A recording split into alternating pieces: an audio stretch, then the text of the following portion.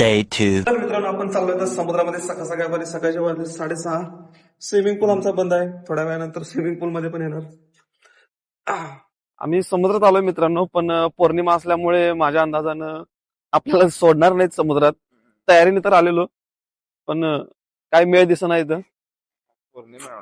पौर्णिमा तुळशी बाबा.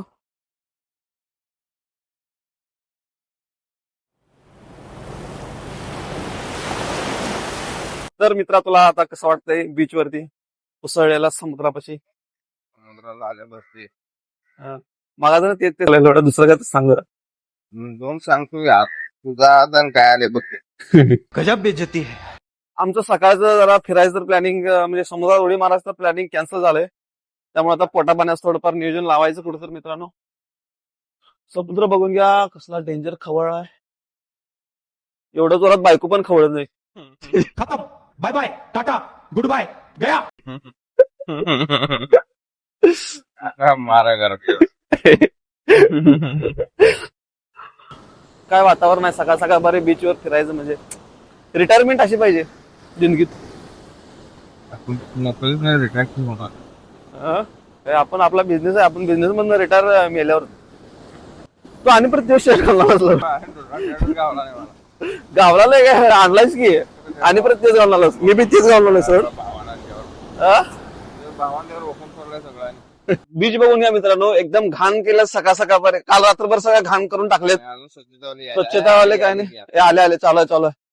म्हणजे पगार मिळतोय त्याला कामगारांनी. काम तर चालू आहे, पण लय घाण आहे मित्रांनो सकाळ सकाळ बारी. चांगलं काहीतरी बघायला यावं म्हटलं तर आमच्या नशिबात घाणच आहे. पवायला पण जाता येईना. समुद्र उसळ आहे,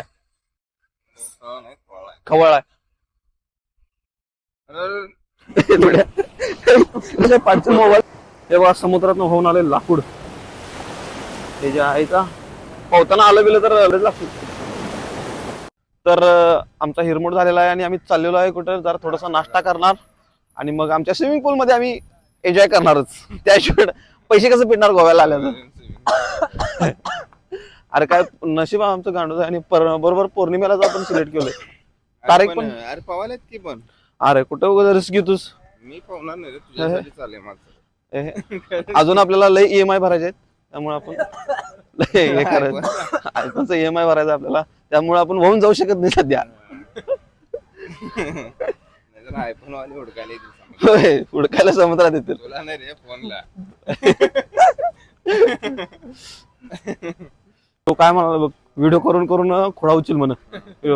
अरे एक दिवस असा येईल तुला मला फक्त भेटायला PA ची गरज लागेल. काय करता PA ची गरज लागेल तुला आम्हाला भेटायला. नुसतं सेल्फी काढायला तडपशील. अपॉइंटमेंट काढून यायला लागेल तुला, एवढं लक्षात ठेव. असं आम्हाला आज आमची खिल्ली उडवायला लागला. कशाला भेटायला तर लाईन लागणार. लाईन म्हणजे काय? लाईन म्हणजे काय सुट्टी नाटच. पाक नारवाडपासून पाक मिरज पर्यंत लाईनच असणार आहे. लाईन नाही यायला लागणार. मग काय, अरे उद्या मेडिकलला लाईन लागणार आहे. गोळ्या घ्यायला गोळ्या घ्यायच्या. ब्लॉगरच्या गोळ्या. इडली वडा, एक इडली वडा इधर, 2 पोहा. डालेगा सर? हाँ डालो.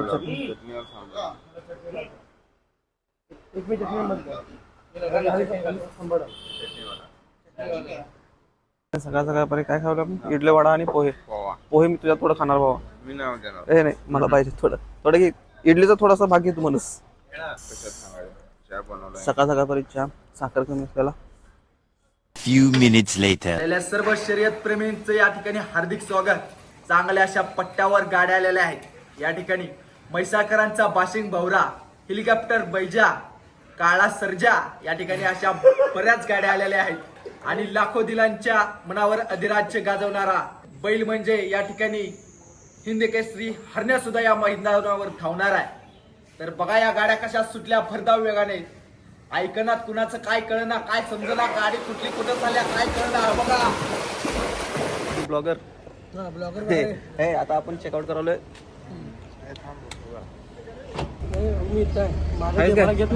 इकडे की मग गोव्याच्या नावानं सांग मला.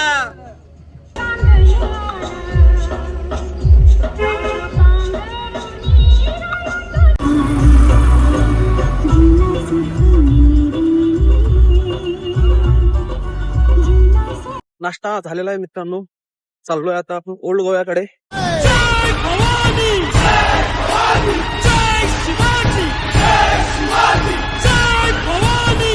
सगळ्यांना तुम्हाला टीम दाखवतो आमची. हा चालू दे एक एक. चाल बेटा. गद्या, मयूर, निखिल, शुभम, निखल्या, आम्या, विसल्या. आता आपण एंट्री मारतोय कुठं याच्यामध्ये चर्चमध्ये. चर्च बघून घ्या मित्रांनो. अशा तऱ्हेने चर्चची तुम्हाला थोडीशी माहिती देतो. चर्च हे व्हाईट कलरचा आहे. परत समोर बगीचा आहे, झाडं लावलेले आहेत, गेट आहे. चर्चवरती कौल आहेत मित्रांनो, बघू शकता. मस्त असं रस्ता वगैरे केलेला आहेत. आणि काय जर माझ्या हातून चुकून सांगायचं राहिलं असेल तर तुम्ही कमेंटमध्ये मला सजेस्ट करा हे सांगायचं राहिलं म्हणून. आता पुढील माहिती माझा वर्ल्ड फेमस ब्लॉगरचा पार्टनर देईल. 1510 मध्ये बांधकाम झालंय. हिंदू राजानं मदतीने हे शहर ताब्यात घेतलं, त्यानंतर हे बांधलेलं आहे. 1986 ला याला जागतिक वारसा त्याची दखल घेतली गेली आहे. आणि त्यातलं सगळ्यात जुनं, अशातलं सगळ्यात जुना चर्च आहे आणि तेवढाच भव्य आणि मोठा. जवळजवळ जे शहरातल्या 20 एकर जागे, 20 ते 30 एकर जागेवर पूर्ण बांधकाम आहे. एकदम कॅथलिक मधलं जुनं रोम, पूर्वेकडे रोम आहे. पूर्वेकडे रोम म्हणून ओळखलं जातं त्याला, ओल्ड गोव्याला. खूप छान, खूप छान. तुम्ही माहिती दिल्याबद्दल खूप आभारी आहोत तुमचं. आता आपण आपल्या पुढच्या ब्लॉग कडे वळू. पूर्वेकडे रोम आहे का ऊन आफ्रिकेसारखं वाटायला. एवढं खतरनाक ऊन पडलंय मित्रांनो, असं वाटायला थोड्या वेळात आम्ही पागळतो. मरणार ऊन. रस्ता कुठे विचारायला पाहिजे, कारण आज जायचं रस्ता आपल्याला बी माहिती नाही. काकाला विचारू काय? काकाला विचार. काका आत कसं जायचं? काका जरा रस्ता व्यवस्थित सांगा. हा इकडनं जायचं काय? अरे हात इकडे दाखवल्यात ना काय? काय म्हणला वेट टू द एक्झिबिशन. काकांना रिक्वेस्ट केली. थँक्यू रस्ता काका. काका तुमचे खूप खूप आभार आम्हाला रस्ता दाखवल्याबद्दल. पाठीमाग चर्च बघून घ्या मित्रांनो. Basilica of church. Basilica of church. Basilica. खतरनाक असा व्ह्यू आहे मित्रांनो. बेसिलिका ऑफ चर्चेस. आता हे बघितल्यावर बायको दंगा करणार आहे, मला काय पण घेऊन गेलं नाही म्हणून. तू गया बेटा, अब तू गया देखते. आज घरात मारा तुला काय तर समजायचं. अर्ध्या चपातीवर होतो संध्याकाळी. साधारण भरपूर सारे फोटोशूट झालेला आहे. तोबड दाबा सगळ्यांनी. 20 रुपये. A few moments later. सध्या आम्ही आलोय सावंतवाडीत आणि इथं आलोय आता भालेकर खानावळमध्ये. जेवण एकदम मस्त असते. तुम्ही कधी आला तर नक्की या भालेकर खानावळला भेट द्या. आणि क्वालिटी एक नंबर आहे. गर्दी तर गर्दी तुफान आहे इथं. तुफान म्हणजे काय, मरणाची गर्दी आहे इथं. गाड्या पार्किंग करायला माणसं नाही, तिथं माणसं पार्किंग करायला माणसं आहेत. विषय हार्ड आहे. आणि ही तर आता मी जे दाखवतोय ती नॉर्मल गर्दी आहे. नॉर्मल गर्दी आहे. आज काहीतरी कार्यक्रम आहे त्यामुळे एवढी गर्दी कमी आहे म्हणतो. तुम्हाला लोकेशन मी दाखवतो कुठं आहे. आंबोलीमधून येताना उजव्या साईडला भालेकर खानावळ म्हणून आहे. लोकेशन दाखवतो तुम्हाला, चेकआउट करून घ्या. आणि आला तर नक्की एकदा भेट देऊन जावा. भालेकर हॉटेल यायला लागतंय, सुट्टी नॉट.